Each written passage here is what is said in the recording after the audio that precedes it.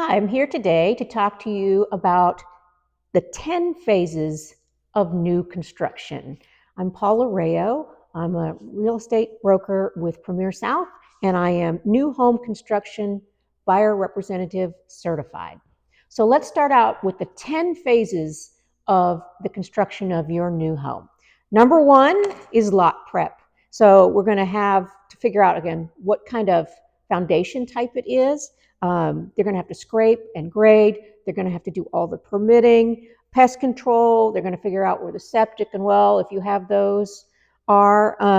And they're also going to have to set up their construction waste management system. So a big dumpster and the control of the soil.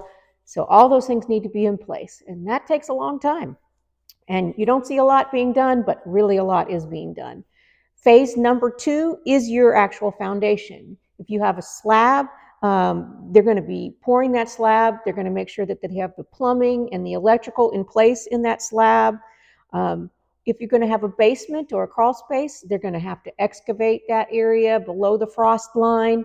They're going to have drainage, sump pumps, anything that goes in there, the walls of the basement or the crawl space, and waterproofing, and then backfilling.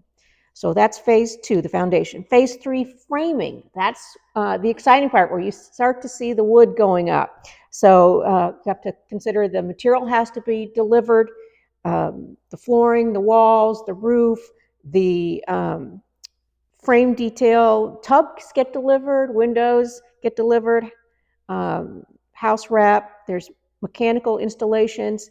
This, like HVAC, this is the most expensive part of your house build. And if you're purchasing lumber for your house build, fall is when you want to do the framing, because that's typically when your lumber costs are at their least expensive. Phase four is your insulation, your interior, your exterior, your ceilings, other areas, like if you want walls for sound reasons, or around outlets is a great idea, or openings that helps keep the cold out and the cool in, depending on your season.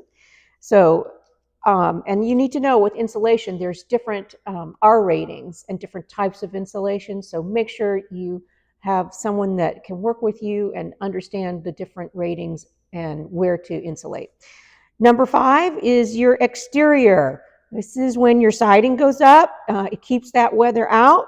You're going to have masonry, maybe brick or vinyl siding, all your or hardboard or your stucco. Different types of sidings go up. Your doors, your decks.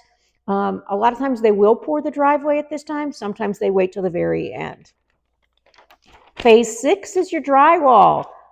So when they're going to deliver all that drywall, they're going to put it up, they're going to tape it, they're going to float it. One thing to know is that if they're installing drywall and they put the tape and the float and they sand too much, no matter how many times you paint that, you're always going to see that in the house. You can see a difference in the wall. So make sure that you walk the build after the drywall to make sure that they didn't sand too much somewhere, because that will always be something that shows through the paint. Number 8, the finish out or the substantial completion is when you as a buyer, you do your final walkthrough. They're going to do cleanings. They're going to give you your new home orientation. When you have your new home orientation, make sure you're taking notes and asking any questions of any of the systems and things that you don't understand. And also, this is really vital point to have a home inspection. So it's great to have a buyer representative during this period as well. Phase 9, getting exciting, is the landscaping. They're going to do the final lot grade. They're going to do the plantings, the sprinkler system.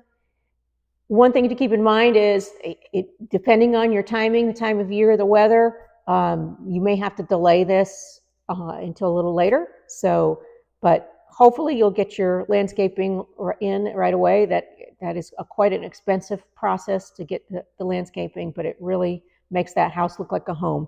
And phase 10, finally, is your final inspection and certificate of occupancy. This is given by the city or the county. They're going to turn your utilities on. They're going to red tag anything that is not livable. And remember, the CFO that's given by the city or county is not saying that everything's right. It's just saying everything is livable.